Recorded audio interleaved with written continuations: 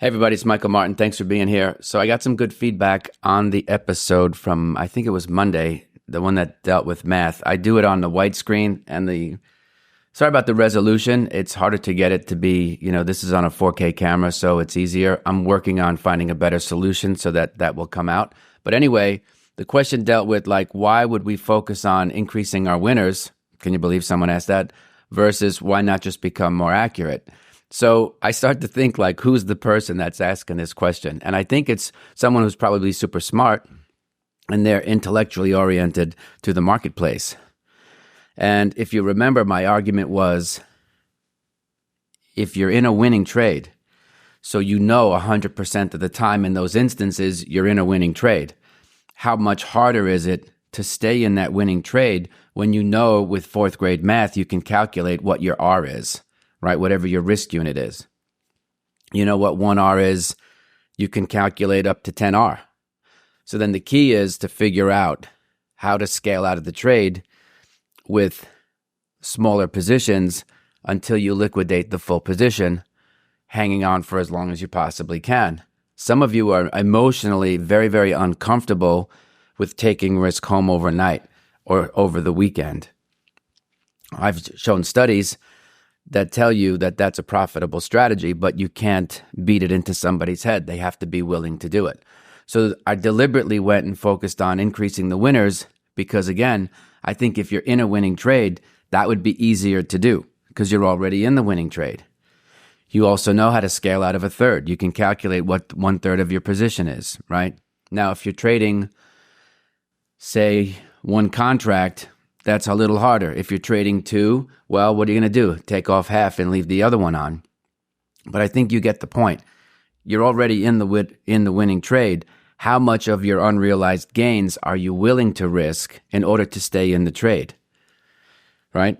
Now, some of you might experiment and say, okay, I've got, 15 contracts, and when I hit 3R, I'm going to sell 10 and I'll keep 5. This way, if the thing comes back on me twice the level that I had made on the other 10, I'll still be at break even. So you could back test and figure out what's best for you. But for me, the easiest thing to make more money when I was coming up was to hold on to my winners longer. And that was emotional because the math was not difficult to understand. The intellectual part also was not that difficult to understand.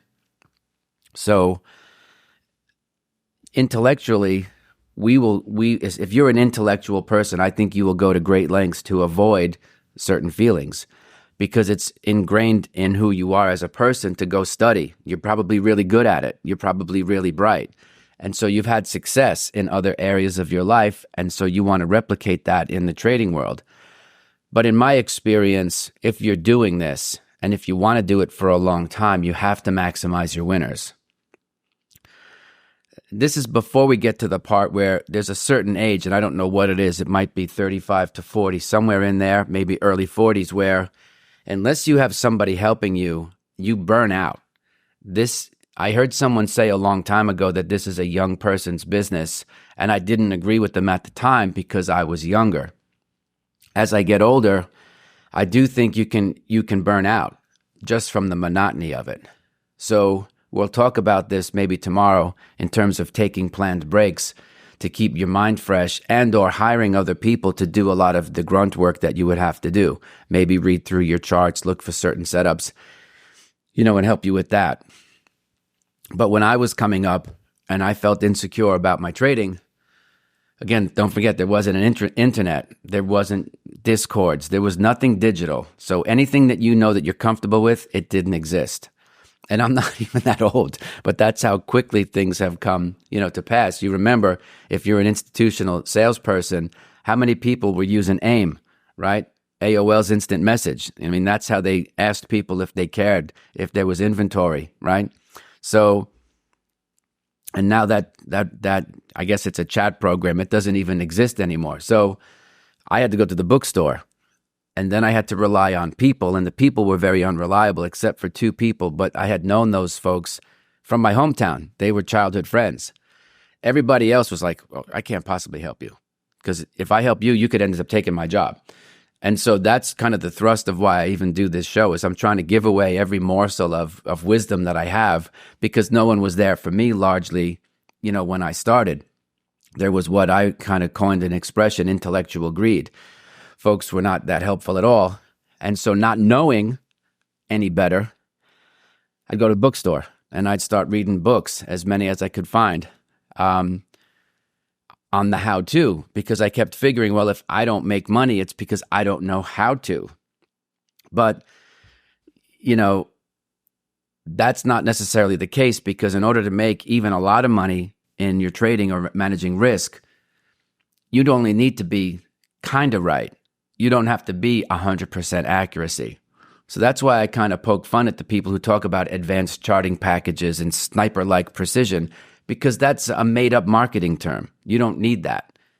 It might feel good if you're super anal about slippage and skid. I'll grant you that. But that's your own deal. That's your own drama. I wouldn't let someone bring that racket into my trading firm. It's not going to happen. So it's a natural thing to want to study up on something, take a course, look into this, maybe, find a coach or a mentor. But in my experience, though, from my own trading, the accuracy thing was not the big turning point, because I didn't have to be 100% accurate. I could be relatively accurate and still make a lot of money. Hence the equation from Monday's lesson, which was the one for mathematical expectation. What's the expected value of a trade? Again, there's more to that equation I want to get into. Maybe next week we'll talk about it, because the expected value of a trade also kind of tells you, on average, how many trades you would have to put on in order to hit a certain financial goal. So this is one way to kind of keep yourself in check. If you have a big financial goal, but your trades are too small, it's physically impossible to put on the number of trades that you would need to put on in order to hit your goal. So you have to figure out, do you have to set a lower bar? Because your activity isn't going to add up, right? So I figured, when we look at the expected value, presuming that you don't negotiate with yourself and move your protective stops lower in order to stay in a losing trade longer, that wouldn't make sense. I know the feeling, though, of not wanting to get stopped because of the fear that the thing will come back. Now, if you do hundreds and thousands of trades over the next 10 years, that is going to happen. I know it is. It's going to happen to you. And so if you know that that's going to happen, you can process those feelings today, because there's really no getting around it. It's just the way the world works. There's just so many different variations of what can happen with a trade once you add the risk to your portfolio. But the thrust of the lesson wasn't to poo-poo the need for accuracy. It was absolutely to downplay it, though, because I feel that the majority of you and the majority of people, even at the institutional level that we consult to, their number one problem is their unwillingness to feel certain feelings. And think about it. Imagine if you went to bed tonight, and I'll leave you with this, where you could improve your trading returns by, say, 20%. So if you did 10%, you'll do 12. If you did 20%, you do 24. But in trades that you're already winning, imagine if I told you that you could actually make more money, not necessarily doing anything differently except holding your winners longer. Why wouldn't you do that? So you look at it the other way. Your unwillingness to feel whatever that uncertainty is costing you money. How does that feel? So now start to compare those feelings. Does it make you angry? Because it did for me. And I just said, well, I can't tell you what I said, because in New York, we speak two languages, English and vulgarity. And so I said a lot of vulgar things to myself, like, why am I such a bonehead? And I was already in the winning trades. I was cauterizing them too soon, meaning risk on, risk off, all in, all out, because it felt good. When I didn't know what I was doing, it felt good. But then later on, I said, man, I'm working like a dog, and I should be making more. At least I felt I should be making more for the work that I was putting in. So I had to look at my behavior, because again, I'm sorry to keep boring you with this, but behavior predicts where you end up. So I found out that if I was willing to feel more of the uncertainty, I actually did better. Now, the way I did it was, I wasn't trading 20 cars in natural gas in order to take those home, or even to trade the spreads and take the spreads home, because the spreads are a little easier because you're simultaneously long and short to the same commodities, different expiration months. So that's kind of like what an option player would know as like a calendar spread. So in order to take the outright directional stuff home, I had to cut my positions down to 1s and 2s, like a fraction of what I had been trading, because I wanted to experience what that was like. What was it like to take home even one contract overnight and over the weekend when the trend was in my favor and I was already in the winning trade, in a winning trade, granted with unrealized gains. And the more I practiced that, you thicken your skin. You increase, if your bullseye is here in terms of your comfort zone, you have concentric circles. You have to step into the discomfort of the next concentric circle and feel those feelings. You don't have to do it on the same scale. Make it your own and make it messy, because you're going to discover a lot about yourself and how you behave around managing risk. And that, to me, is where the money's made. It is not about advanced charting packages. There's no such thing in the world as an advanced charting package. Think of it like cable. You can get Showtime, HBO, you can get Stars, you can get whatever you want, MGM Plus, watch Godfather Harlem, it's a good show. And so those are all just marketing packages to create bundles. But in the world of trading, there is no such thing as an advanced charting solution. Charts are charts. You can make of them what you want. That, in fact, is a good homework assignment. Anyway, I'll leave you with that. Just keep this in mind, though, that the feelings that you aren't willing to feel around taking risk home or scaling out of your winners is costing you money. How do you feel about being your own worst enemy? I didn't like it, so I had to do something about it.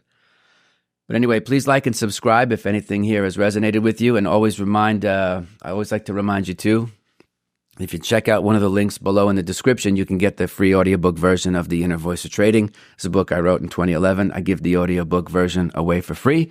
It's on me. Thanks for being here, folks, and I'll see you tomorrow. Okay, everybody, thanks for being here. Please take a minute, like and subscribe to the show. You could also leave a comment. I don't have all the answers, so it's good to get some feedback. Also, if you would like to support the show, check out the links below. You can get the free audiobook of The Inner Voice of Trading, and also information about the course that I teach with Victor Sperandio. Thanks for being here, folks. I'll see you tomorrow.